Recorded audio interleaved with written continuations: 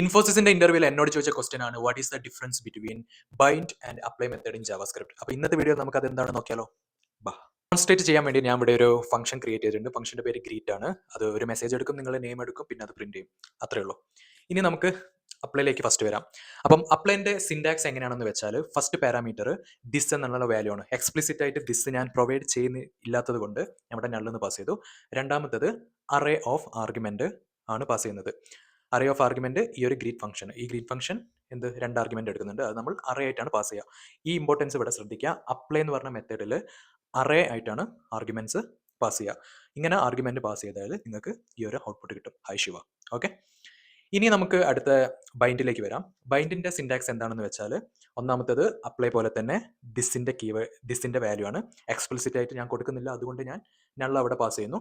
രണ്ടാമത്തത് ആർഗ്യുമെന്റ്സ് ആണ്. ഈ ഒരു മെത്തേഡിന് വേണ്ട ആർഗ്യുമെന്റ്സ് ആണ് നമ്മൾ പാസ് ചെയ്യുന്നത്. പക്ഷേ അറയിലല്ല പാസ് ചെയ്യുന്നത്, ഇൻഡിവിജ്വൽ ആയിട്ടാണ് പാസ് ചെയ്യുന്നത്. അതുകൊണ്ടാണ് ഞാൻ ഇവിടെ ഒന്നാമത്തെ ആർഗ്യുമെന്റ് ആയിട്ട് ഹലോ, രണ്ടാമത്തെ ആർഗ്യുമെന്റ് ആയിട്ട് ശിവ എന്ന് പാസ് ചെയ്തത്. ഫംഗ്ഷൻ എക്സിക്യൂട്ട് ചെയ്ത് കഴിഞ്ഞാൽ നിങ്ങൾക്ക് ഈ ഒരു ഔട്ട്പുട്ട് കിട്ടും. ഇനി മെയിൻ ഡിഫറൻസ് ആയിട്ട് നിങ്ങൾ പറയേണ്ടത്, ഇന്റർവ്യൂവിന് ചോദിച്ചു കഴിഞ്ഞാൽ മെയിൻ ഡിഫറൻസ് ആയിട്ട് നിങ്ങൾ പറയേണ്ടത് ഒന്നാമത്തത് അപ്ലൈയിൽ അറേ ഓഫ് ആർഗ്യുമെന്റ്സ് ആയിട്ടാണ് പാസ് ചെയ്യുക, ബൈൻഡിൽ ഇൻഡിവിജ്വൽ ആർഗ്യുമെന്റ്സ് ആയിട്ടാണ് വാല്യൂസ് പാസ് ചെയ്യുക. അതാണ് ഒന്നാമത്തെ ഡിഫറൻസ്. രണ്ടാമത്തെ മെയിൻ ഡിഫറൻസ് പറഞ്ഞാൽ ഇതിന്റെ വർക്കിംഗ് രീതിയാണ്. അപ്ലൈ നിങ്ങൾ യൂസ് ചെയ്ത് കഴിയുമ്പോൾ അത് ഇമ്മീഡിയറ്റ് ആയിട്ട് ഈ ഗ്രീറ്റ് ഫംഗ്ഷൻ കോൾ ചെയ്തിട്ട് നിങ്ങൾക്ക് ഔട്ട്പുട്ട് ഇവിടെ ഡിസ്പ്ലേ ചെയ്യും. ഓക്കെ, പക്ഷേ ബൈൻഡ് എന്ന് പറഞ്ഞാൽ ബൈൻഡ് നിങ്ങൾ ഈ ഗ്രീറ്റിന്റെ മെത്തേഡിന്റെ മുകളിൽ യൂസ് ചെയ്യുന്ന ടൈമിൽ ഈ ബൈൻഡ് നിങ്ങൾക്ക് പുതിയൊരു ഫംഗ്ഷൻ റിട്ടേൺ ചെയ്യും. ആ പുതിയൊരു ഫംഗ്ഷൻ റിട്ടേൺ ചെയ്യുന്നത് കൊണ്ട് ആണ് ഞാൻ ഇവിടെ വേറൊരു വേരിയബിൾ ഇവിടെ ഇനീഷ്യലൈസ് ചെയ്തത്. എന്നിട്ട് ഈ ഒരു FN എന്ന് പറഞ്ഞ ഫംഗ്ഷൻ്റെ അകത്ത് ഈ ബൈൻഡ് റിട്ടേൺ ചെയ്ത ഫംഗ്ഷനാണ് ഞാൻ സ്റ്റോർ ചെയ്യുന്നത്. എന്നിട്ട് ഞാൻ ഫംഗ്ഷൻ ഇവിടെ വിളിക്കുന്ന ടൈമിൽ എനിക്ക് ഹലോ ശിവ എന്ന് കിട്ടും. ഈ FN എന്ന് പറഞ്ഞ ഫംഗ്ഷനിൽ എന്തുണ്ടാവും, ഈ ഗ്രീറ്റിന് വേണ്ട പാരാമീറ്റേഴ്സ് ഓൾറെഡി പ്രീ പോപ്പുലേറ്റഡ് ആയിട്ട് നമ്മൾ വെച്ചിട്ടുണ്ടാവും, പ്രീ രജിസ്റ്റർ ചെയ്ത് വെച്ചിട്ടുണ്ടാവും. അപ്പോൾ അങ്ങനെ പ്രീ രജിസ്റ്റർ ചെയ്യാൻ വേണ്ടിയിട്ടാണ് നമ്മൾ ബൈൻഡ് അവിടെ യൂസ് ചെയ്യുന്നത്.